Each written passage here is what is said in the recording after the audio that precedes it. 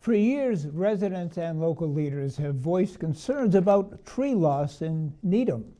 Now, with the creation of a new tree preservation planning committee, the town aims not only to preserve but also to expand its tree canopy. Municipal producer Yu Xiaoyuan spoke with Select Board Vice Chair Heidi Frail about the committee's challenges and goals as it sets out to create sustainable, long-term solutions. If you're interested in contributing your skills, the town is also seeking volunteers to serve on the committee. This is not the first time Needham has tried to address this issue. According to Frail, 2 prior attempts failed due to legal challenges related to private property rights. Basically, they got all the way to discussing a new bylaw, and then it sort of fizzled out because it wasn't legally feasible. This time, however, Frail is more optimistic. She feels the momentum is stronger, fueled by increasing concerns about the impact of recent flooding events. Climate and stormwater has risen to a level of prominence that it hadn't. So people are more determined to create a solution, but I think also that there's more of a willingness to not have just one solution. A bylaw would be one strategy towards accomplishing the goals, but it's not the only strategy. Talking about private trees versus public trees, but also tree preservation, tree management, and then looking at what the reasons are for a lot of the tree removals that are happening and trying to address those reasons versus simply coming in with a bylaw that says you shall do this or you shall not do that.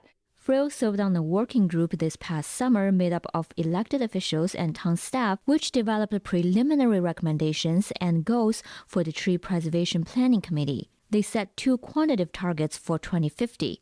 To increase the town's public tree inventory and to ensure no net loss of private tree canopy coverage compared to 2025. When we talk about maintaining our tree canopy, we want that tree canopy to be of a certain size, whether that's the same or increased, in 2050.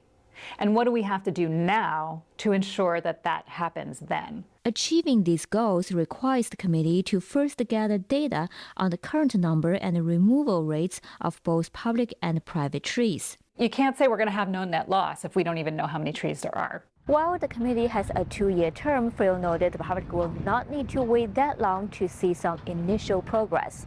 Updates will be shared at public hearings where residents will also have the opportunity to give feedback. In fact, one of the working group's recommendations is already being piloted.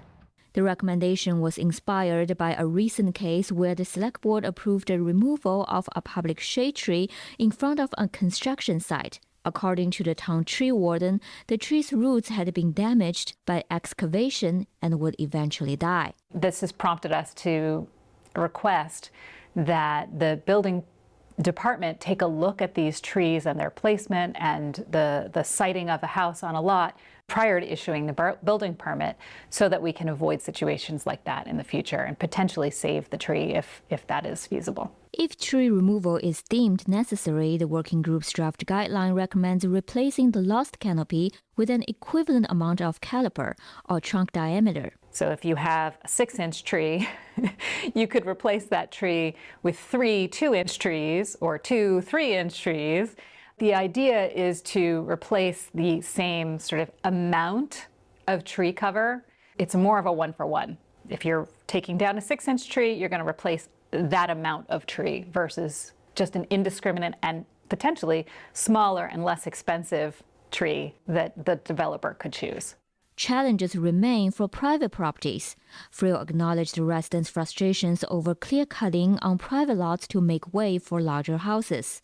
The committee will be, meeting with developers to talk about why they clear lots and how many trees they clear and what are things that would stop them from doing that would incent them to keep some of the trees. There are simply things that we can't regulate, but we could certainly incentivize different behavior. Meanwhile, because tree preservation intersects with other local issues, the committee will include members from related efforts, such as the Stormwater Bylaw Working Group and the Large House Study Committee. It's important that these groups communicate and work together along with public engagement to make sure that the strategies that evolve are actually implementable. Out of the 11 committee members, the town is still seeking volunteers to fill 5 positions: a builder, a developer, a landscape architect, and 2 residents at large. I'm the vice chair of the select board. The vice chair does the committee interviews. I've already started interviewing some folks, so